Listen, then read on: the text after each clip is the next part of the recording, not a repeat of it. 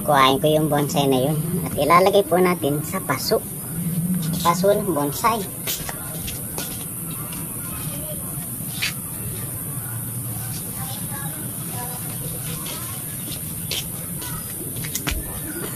Ito po, oh. Napakaganda ng tubo ng bonsai ko. Ayan. Ito ay mahaba-habang panahon na ito. Ayan. Dito po natin ilalagay yan.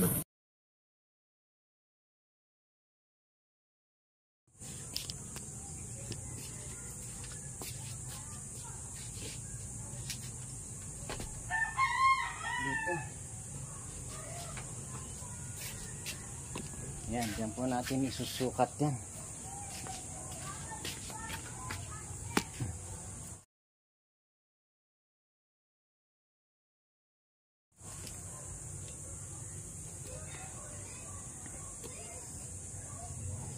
Lalapat po natin yan dyan.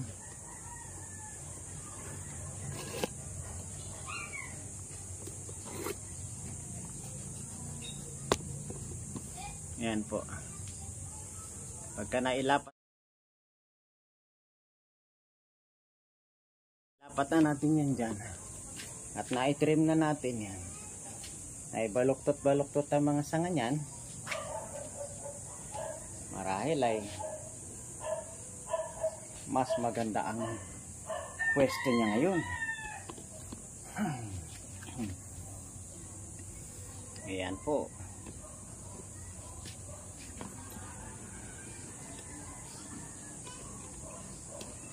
Kaya nga nang ginagawa ko, matagal pong proseso yan bago maging bonsai. Ang pagbobonsai po ay hindi kinakainipan.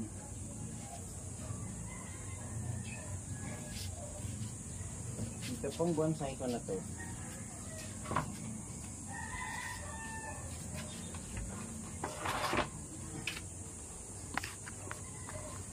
Ito pong aking bonsai na ito.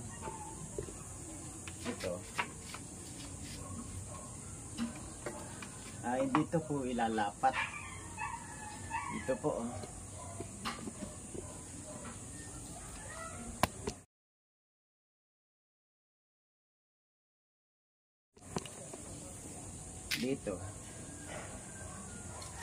Dito po siya sasakto, kaya ito tatabasin. Pag natabas po yan at lumapat na dyan, ito naman po ay medyo bibilugin ng ganyan para ito po ay yan, ganyan po ang guhit na yan yan o, yan. Magkabi-kabila po yan ay bibilugin na ganyan para medyong oblong, hindi po square. Ito naman po sa paunti-unti ko rin na paghubog na gaya ng ginagawa ng mga pagbobonsai. Yan, tuloy-tuloy po na bumababa yung mga sanga. Ito, gaya nito.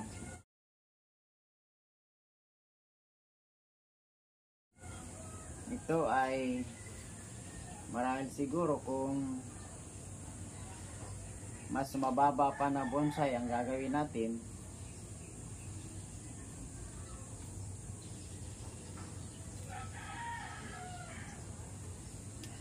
ayan, ganyan po ang ginagawa ko.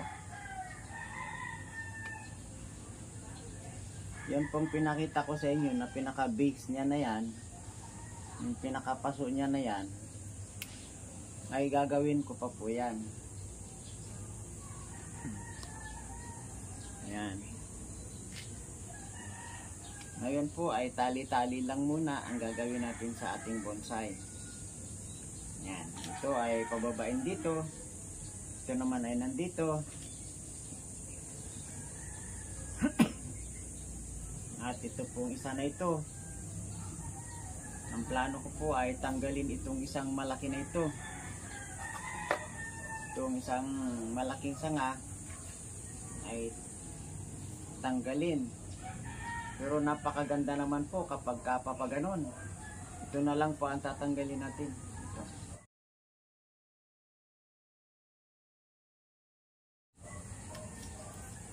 Ayan. Tanggalin natin ang isa. Kapag ito po ay ginanon, maganda. Napakaganda po. Ito na lang dulo ang tatanggalin natin. Ayan. Ayan, oh, ganda po ng resulta, di ba? Ito po ay aalisin ko dito. Dahil yan ay hubog na. Dito naman tayo pupunta sa kabila. Ito. Yan. Yan po ang nagiging mukha ng ating bonsai. Pwede po tayong magputol dyan sa mga sanga na yan.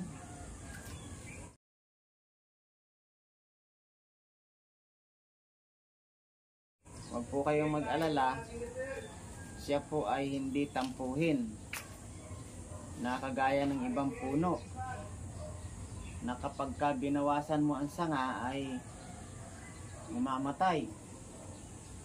Siya po ay hindi ganon. Ito po ay hindi ganon na kapag ka binawasan mo ang puno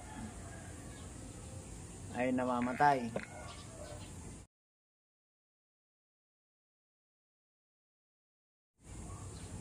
Ano po itong bonsai natin? Red Balete. Yan. Dito po natin isasalpak yan. Ito ay nabuhay dito. Yan, yan. Yan, mayroon mga tumubong mga yan, mga sanga. Na napakagaganda. Dito na po natin ikinabit yung isa. At ito ay dito. Ito po ay puputulin natin yan. Magkasalungatan po kasi. Pagka magkasalungatan po ang sanga, kailangan putulin yung isa. Pag dalawa naman na gaya nito, ay kailangan na rin nitong putulin isa nito. Ayan. Ayan. Dapat po ay magkakahiwalay yung mga sanga kapag ka sila ay tumubo. Ito po ay pwede nating ihubog dito sa isang maliit na wire. Ayan. Marami po akong wire. Kuha ako ng wire. Ito lang.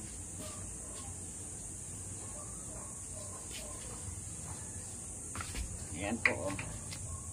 Mga wire na ito ay ang magnetic wire na pwede nating ihubog sa kanila kapag ang sanga ay maliliit pa. Ayan. Ayan po, oh. Dito natin yan papahubugin. Kasi nga po ay may kasama siyang sanga na papunta riyan. Kaya dito naman siya huhubog. Yan, dito naman siya. Yan, habang hindi naman sigurado pa yung kanyang hubog dyan, ay ganyan lang po muna. Yan. Ganyan lang muna. Yan. Ito, gaya nito, na ibang puno, ibang pinanggalingan, hindi dito sa pinaka main na ito. Tingnan nyo, hindi dito. Ito ay dito. Ito ay kailangan maingatan. Na ito ay mamalaging buhay. Pero sa sobrang taas na po niya, ay puputulin natin dito muna. Dito. Para hindi po, kung medyo mamatay man yung sanga, ay dito po muna natin puputulin. Ayan. Nakaabang po yan sa pagtubo ng mga supling dito. Pag nagsupling po dito yan, ay maaari na nating alamin kung saan yung direksyon niya. Yan. Gaya po nito ay halos nandito. At ito naman po ay buhay. At saka ito ay buhay. Yan po, buhay po yan. Oh. Buhay itong sanga na ito. Yung pinagputulan ko nito, naku, napakapurol ng ating purol. Nasasaktan yung ating bonsai. Bagaman hindi siya tampuhin, ay nasasaktan naman siya. Ayan, pupuwawasan pa natin ito. Sobrang taas na. O di kaya ay ihubog natin pa pa ganyan. Tama, ihubog na lang. Ihubog na lang itong isa na ito. Ang paghuhubog po ng bonsai ay doon mo rin ihuhubog yung tali ay kailangan meron ka kaagad pagdudugtungan. Gaya nito, oh. Yan. At hindi po, kapos naman yung ating panali. Ang gagawin natin ay ito. Dito muna. Papadaanin natin dito sa kanyang katawan. At ito naman ay ipapaganito, papalupot natin. Yan, palupot na. At itong itinali natin kanina dito, pwede po itong maging ganito. Yan po Yan. Ayun. Tapos hahanap pa tayo ng isang koneksyon na pwedeng yun yun, ganun yun.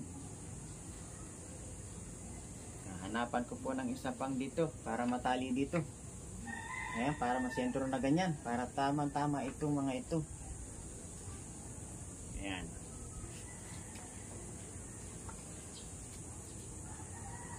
Kung maaari po ay isang bagsak lang muna. Huwag niyong ibabagsak ng ganyan. Gaya nito, binagsak niyong papaganito. Tapos ipipilipit niyong ganun. Ang laman po ay ang laman ng katawan ng puno ay ganun. Posibilidad pong mamatay kung mapilipit yung laman ng sanga. Ayan. Pag namatay po ay siyempre panghihinayangan nyo. Gaya nito.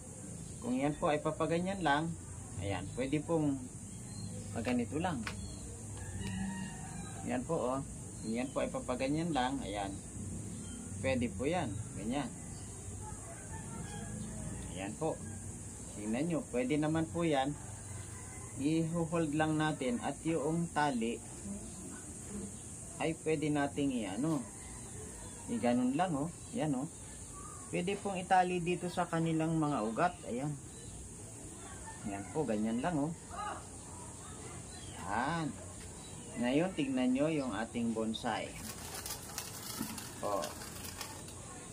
Diba, maganda na siya.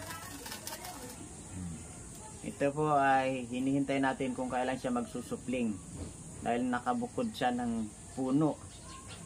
Itong mga ito ay ito po, yan. Lapit ko yung camera. Ayan po hinihintay po natin ito na magsupling muna. Ang kinagkamaganda po nito ay nakabukod siya ng puno. Ayan po. Ang ito naman ay tamang-tama itong kanyang sanga na ito dahil sa hubog na din naman siya. Ang ganda na ng pagkakaayos niya. Ayan po. Puntahan natin yung likod na mayroon siyang dalawang ugat na umakyat dito. Pagdating dito ay humiwalay. Ayan. At dito po noong siya ay medyo lumalaki ang sanga dito ay pinutol ko dahil dalawa sila. Ito na po yung lumaki. Yung lumaki naman, ayan nga po ang pagkakahubog. Ayan. Ganyan na po ngayon ang ayos ng ating bonsai. Yan po ang ating bonsai na nakaupo sa bato. Ayan. Ganyan. Ipaikot na natin siya. Ipopokus lang natin siya ng medyo malayo-layo. Subukan natin. Tayo po ay matatapos na sa ating pag-aaral mag-bonsai. Aral bonsai lang po tayo dahil si Kahimas naman po. Si Kahimas po ay hindi ekspertong bonsai maker. Kaya habang inaaral po natin mag-bonsai ay tayo naman ay mayroon ng natututuhan. Pasilip ko na po sa inyo ang iba nating bonsai na aaralin pagdating na